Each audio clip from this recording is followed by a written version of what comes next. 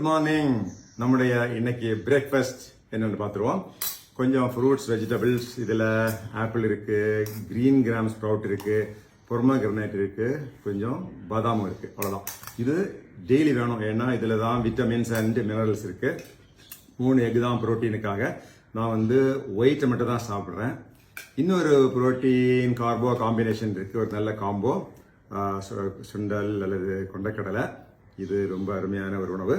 எல்லாத்துக்கும் மேலே கொஞ்சம் எனர்ஜிக்காக டேட்ஸ். நான் இன்னைக்கு ஒரு 25 கிலோமீட்டர் சைக்கிள் ஓட்டிருக்கிறேன், அதனால தான் கொஞ்சம் அதிகமாக இருக்கு. 25 வயசுலேருந்து 60 வயசு வரைக்கும் உள்ளவங்களுக்கு பிரேக்ஃபாஸ்ட் இது போதுமானதாக இருக்கும். ரொம்ப அதிகமான வழக்கமான உணவு சாப்பிட்டு உடல் பருமன் ஆகிறத விட இது சாப்பிடும்போது நமக்கு தேவையான எல்லா உணவும் இதில் இருக்கு. 25 வயசுக்கு முன்னாடி உள்ளவங்க, இளைஞர்கள்னா வேணா கொஞ்சம் அதிகமாக சாப்பிடலாம், இதே அதிகமாக சாப்பிடலாம், இல்லாட்டி உங்களுக்கு விரும்பினதை அதிகமாக சாப்பிடலாம். 60 வயசுக்கு பின்னாடி உள்ளவங்க இதையும் குறைச்சிடணும். உங்களுடைய பாடியில் எனர்ஜி ரிக்குவயர்மெண்ட்ஸ் ரொம்ப கம்மியாக இருக்கும், மெட்டபாலிக் ரேட் ரொம்ப கம்மியாக போயிருக்கும். ஸோ உங்களுக்கு நிறைய உணவு தேவைப்படாது, இன்னும் குறைச்சிடணும். அப்போ தான் ஹெல்த்தியாக வாழ முடியும். Have a great day.